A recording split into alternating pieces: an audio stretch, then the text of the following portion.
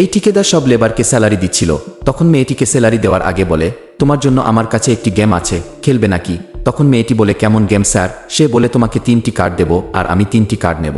যদি তোমার কার্ডের মধ্যে টিক্কা আসে তাহলে তোমাকে স্যালারি ডাবল দেব, আর যদি আমার কাছে টিক্কা আসে তাহলে তুমি 1 টাকাও পাবে না। বলো রাজি আছো? তখন মেয়েটি ভাবে কি করব, যদি হেরে যাই তাহলে সব চলে যাবে। তবুও বলে, ঠিক আছে সাহেব। ছেলেটি বলে, ঠিক আছে, শুরু করছি। আর গেমের অনুসারে 3 কার্ড তাকে দেয় আর 3 কার্ড নিজে নেয়। আর তার কার্ড তুলে দেখে একটি টিক্কাও নেই।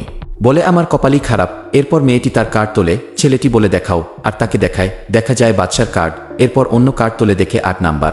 এরপর 3 নাম্বার কার্ড তোলে, তার উপরে টিক্কা দেখতে পায়। তা দেখে মেয়েটি খুশি হয়ে যায়। তখন ছেলেটি কথা অনুযায়ী তাকে ডাবল টাকা দেয়। মেয়েটি ওখান থেকে চলে যায়। এরপর পিছনের লোকটি বলে, আপনি জানেন সে অনেক গরিব, যদি সে গেম হেরে যেত। তখন ছেলেটি এমন কথা বলল, তা অবশ্যই দেখবেন, কিন্তু তা দেখার আগে ভিডিওটি লাইক করে দাও, চ্যানেলটি সাবস্ক্রাইব করে দাও। লাস্টে ঠিকাদার বলে, আমি জেনে শুনে তার কার্ডের ভিতরে টিক্কা রেখেছিলাম।